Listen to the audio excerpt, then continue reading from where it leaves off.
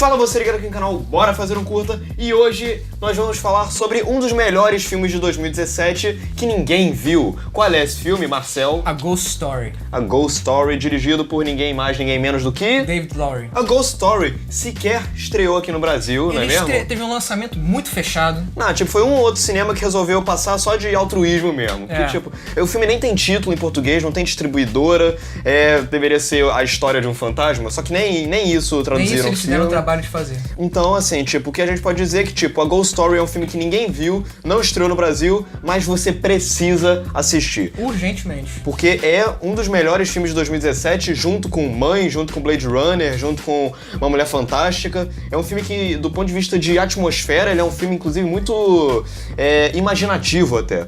Mas do que se trata a Ghost Story? É meio complicado falar nisso, né? Porque a trama é... Se você parar pra ver superficialmente assim, é bem rasa, né? É mais de premissa do que de trama, né? Sim, claro. a premissa era um tanto rasa. Fala desse... Começa mostrando o casal do Casey Affleck com a Rooney Mara. São personagens anônimos, que nem no Mãe, inclusive. Não tem nem nome, né? Pois é. Aí eles são um casal, né? Eles moram na casa deles lá, numa cidade. Um dia o Casey Affleck morre. Pois é. Até que na cena que ela vai verificar o corpo do Casey Affleck, você vê o lençol se levantando e você percebe que ele é um fantasma agora. Pois é. E aí o filme... o fantasma agora vai passar a viver o resto da sua eternidade, vamos dizer assim, em busca de alguma coisa que nós não sabemos de imediato, mas que conforme o filme vai se passando, a gente tem uma noção do que é essa vida após a morte. Então, assim, o filme é basicamente, tipo, um estudo de personagem sobre um fantasma. E é um filme onde a atmosfera dele é muito importante e o David Lowery consegue construir isso de uma maneira bastante original até. Eu não gosto de usar essa palavra original, porque sempre corre o risco... Ah, mas aqui merece, né, cara? Pois é. Foi um projeto muito arriscado pro que ele tentou fazer. É um filme que deveria ser indicado ao Oscar de melhor roteiro original, Deveria, inclusive. mas não vai, né, cara? Não vai, claro. Porra nenhuma. O filme, ele tem uma abordagem que ele dá ao conceito de fantasma, que é uma abordagem interessante, né? Ele desconstrói o conceito como a gente tá acostumado a conhecer, né? Daquele fantasma que assombra a pessoa, Pois é. que tá em comum em filme de terror, A gente Invocação do Mal, Sobrenatural, os filmes que tá lançando aí. A gente tá acostumado a conhecer o fantasma como uma criatura que impõe medo e esse tipo de coisa. Ao mesmo tempo que ele usa um estereótipo, né? Que é o fantasma do lençol branco. Pois é, que é uma coisa que, tipo, é bem clássica, né? É uma coisa, assim, tipo, de criança mesmo. Poderia ser um negócio tosco. Pois é, mas aqui não é. Se você olhar assim, é um clichê, né? Aquele Sim. fantasma branco, lençol. Pois mas é. aqui não, ele tem um tom muito sério. Eu vi muita gente falando isso pra negativizar o filme. Porque é um filme muito contemplativo. Mas, cara, se você parar pra pensar que o filme é sobre a perspectiva de um fantasma e tudo que ele faz no filme é contemplar os eventos que ocorrem ao redor dele, faz sentido pra caramba. Eu achei, tipo, essa questão do fantasma ser um lençol branco, assim, tipo, eu achei bacana isso, porque, tipo, é uma coisa meio infantil, assim, uma visão... Reflete também o baixo orçamento que o filme teve, né? Pois 100 mil dólares. Pois é.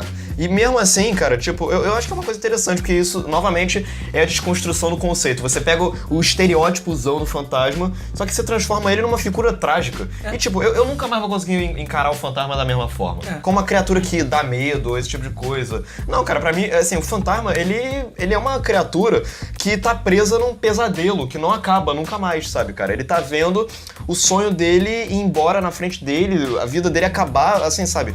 É uma parada complicada. Não é um filme sobre luto, eu acho. Assim, embora ele tenha... Eles têm momentos que mostram, né? Pois luto, é. principalmente da Rooney Mara. Assim, tipo, quando a Rooney Mara vai lá identificar o corpo do Casey Affleck e ela fala, deixa a gente sozinho, pô, você se identifica. Quem já passou por uma situação dessa vai se identificar ali, tipo, pô, todo mundo já perdeu alguém. Ou quase todo mundo, né? Ou vai perder, né? Ou vai perder. Então, cara, tipo, todo mundo sabe como é que é a questão do luto, de ser uma coisa mórbida. E nesse sentido, faz total sentido que esse filme conte com Casey Affleck, que também fez o Manchester à beira-mar. Faz total sentido, né? Ou seja, a Ghost Story é quase como se fosse uma continuação espiritual do Manchester à beira-mar. Ok, tudo não foi uma piada, mas acabou funcionando como. É interessante que ele pega um tema que já foi abordado num outro filme e leva à frente, né? É interessante isso. Legal que também que ele toca em temas muito existenciais, né? Sim, pois é. Principalmente num momento... O filme, a grande parte do filme é sem diálogo, né? Sim. Como eu falei, é contemplativo. Mas tem um momento específico que ele tá... O tempo vai passando, né? Ele continua na casa e tem um monólogo de um personagem que a gente não sabe quem é, a gente não sabe o nome. E nem importa, né? Nem importa, né? Porque o que ele diz ali é tudo que importa ali. Sobre a existência, o legado que os seres humanos carregam. Uma coisa que a gente viu também recentemente no Viva. Sim, com certeza. O da Pixar, que também tem vídeo aqui no canal. E assim, e é curioso isso, que tipo, você, caraca, é o fantasma, a gente se acostumou a conhecer ele como uma criatura aterrorizante. E nesse filme, cara, tipo, a gente vê ele fazendo coisas clássicas do fantasma. Tipo, não sei se é spoiler, mas tipo, não é um filme de spoiler, eu acho, né? É um filme de surpresinhas, mas tipo, por exemplo, só o final que tem um plot twist, que aí a gente não pode contar. Certo. Mas assim, tipo, a gente vê, cara, o conceito de casa mal assombrada se transforma numa coisa muito mais melancólica nesse filme. É o fantasma que tá puto. E ele, cara... Ele tá preso lá. Ele tá preso lá dentro, cara. A vida dele acabou. Ele tá assustando crianças e pegando coisas e destruindo a casa e mal assombrando a casa. Não é porque ele é mal, vamos dizer assim. Exato, é porque ele tá triste, cara. Porque ele tá frustradaço. Ele tá sofrendo. Assim. Exato, cara. Isso daí é uma parada muito bacana que o filme traz, que é um conceito que a gente não tá acostumado a ver, que é o fantasma triste. É uma parada bem original, assim. Por isso que eu acho que esse filme deveria ser indicado ao Oscar de roteiro. E aí, nisso, a gente chega no aspecto primordial do A Ghost Story, que é, como estudo de personagem que ele é, o diretor, o Dave Lowery, ele consegue colocar o espectador dentro do ponto de vista do fantasma o tempo inteiro. Sim. E como que ele consegue fazer isso? Qual a carpintaria dramática que ele usa pra isso? Primeiro, ele usa muitas cenas contemplativas, como você falou, muitas cenas longas. É um filme que muita gente vai achar chato. E ele é um filme lento, mas ele é um filme que, assim, a lentidão dele faz todo sentido. Porque é aquilo, o fantasma tá ali preso no tempo, observando as coisas acontecerem sem que ele tenha como intervir. Então é isso, o fato do filme ser muito paradão reflete justamente o emocional do personagem, de colocar o espectador dentro da ótica do fantasma. É legal também que você falou dos planos longos, certo? Na parte da montagem, quando sempre a gente sente cada corte. Sim. Porque cada corte, pra gente é uma instantâneo, mas pra ele... É uma coisa que... São anos assim que passam. Sim. São momentos de tempo que corta de um momento pra outro. Inclusive, isso, foi bom você ter tocado nesse assunto, porque, tipo, uma parada que enquanto eu tava vendo o filme, eu lembro que tinha me incomodado e que depois eu desfiz, eu tava achando que o filme tava passando rápido demais. Tipo, os acontecimentos e tudo. A personagem chegar, tá com outro namorado, depois sair, depois vir outra família e tal. Só que depois eu percebi que isso daí faz todo sentido. Porque a vida dele, depois que ele morreu, tá passando assim. Tá tudo indo embora muito rápido, ele não tá conseguindo se apegar aos momentos, ele ainda não se acostumou com a ideia de que o tempo... Ele não precisa se apegar também às coisas mais, né? Ele ainda não se acostumou com a ideia de que o tempo não vai parar. De que o tempo tá passando e ele tá deslocadaço, assim, sabe? E isso é uma parada mais trágica ainda que tanto a direção quanto a montagem conseguem criar bem. A montagem do filme também consegue criar um ritmo que, normalmente, funciona, é lento, mas serve pra colocar você dentro da ótica do fantasma. E a fotografia do Andréu Droz Palermo, ela é muito, muito boa, porque, tipo, ele roda o filme inteiro em 4x3 com aquelas bordas... Com bordas arredondadas, né? Exatamente. E isso é uma coisa interessante por dois motivos. Primeiro, porque dá ao filme uma aparência de filme caseiro, sabe? Filme barato, como se fosse uma coisa pessoal. Realmente é, né? Não, e mais que isso é uma parada que tem tudo a ver com os personagens, porque isso indica uma memória afetiva dos personagens, que aquilo ali é uma coisa caseira, que aquilo ali pertence a eles. E isso dá ao filme um grau ainda mais íntimo, um grau ainda mais intimista.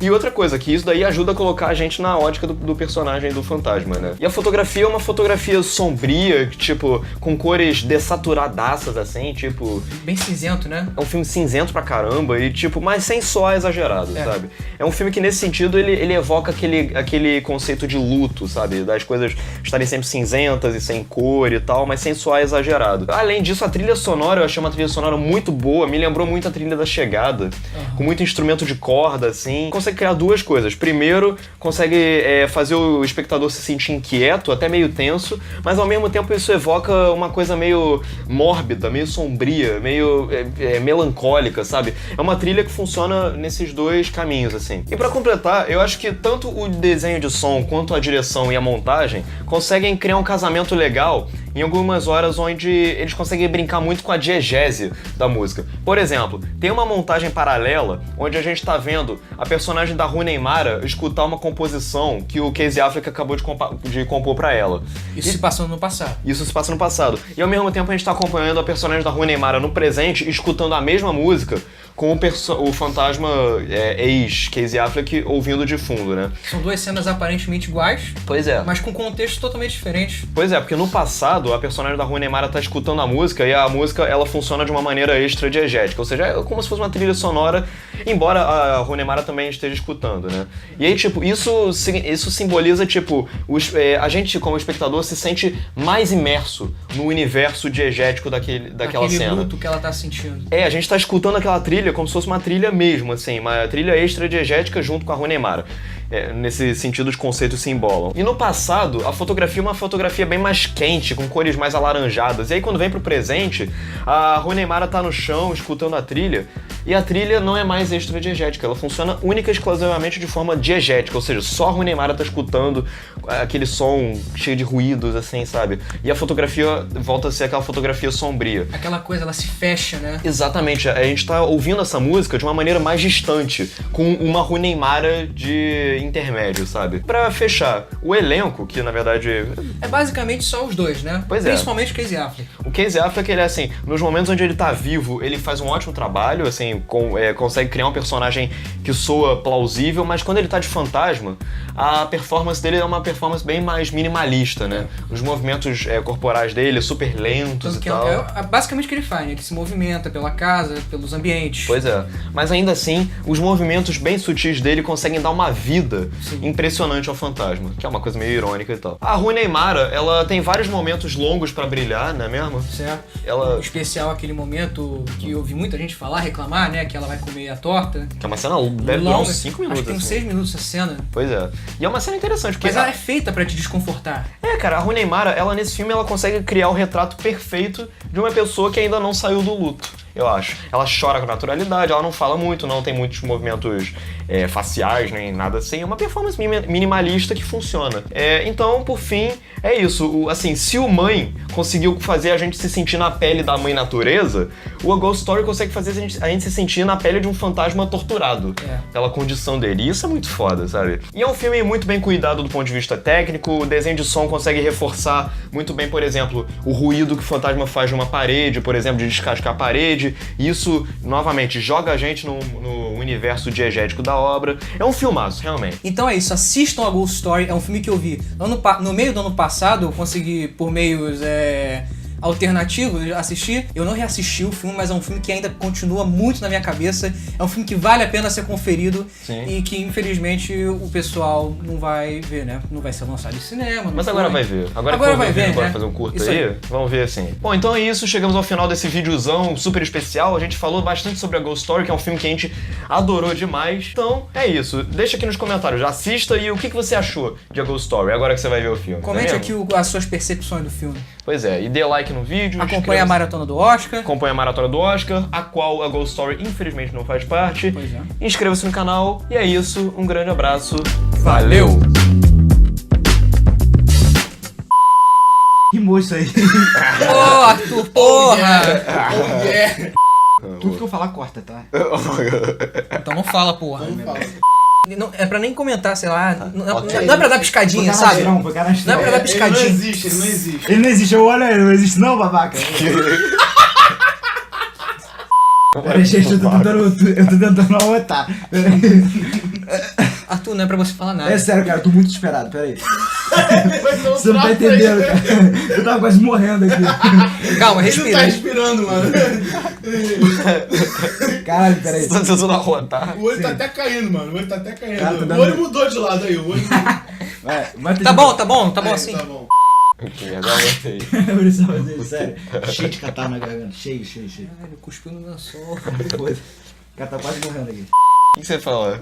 O negócio da revista proposta ser mudo, não se mexer, e no final o diretor babaca perdeu, se mexer, acabou a proposta do negócio, virei um canastrão. Eu fui um gênio aqui, porra. Arthur. Dick Douglas, porra. O que que tu...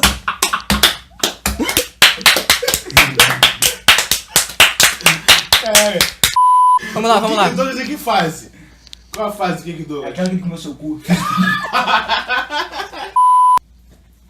Acabou essa porra, finalmente. Tem que ir embora, cara. Ô, Marcelo, dá meus óculos aí. Cadê?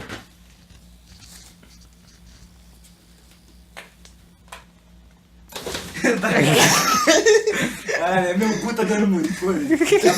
Peraí. Vai, levanta aí. Eu esqueci como é que enxergar, cara. Levanta aí. Esse final foi muito melhor. A sério. Levanta. Acho que esse Levanta aí. final, cara. Tu consegue fazer um... O cabelo dele tá horrível.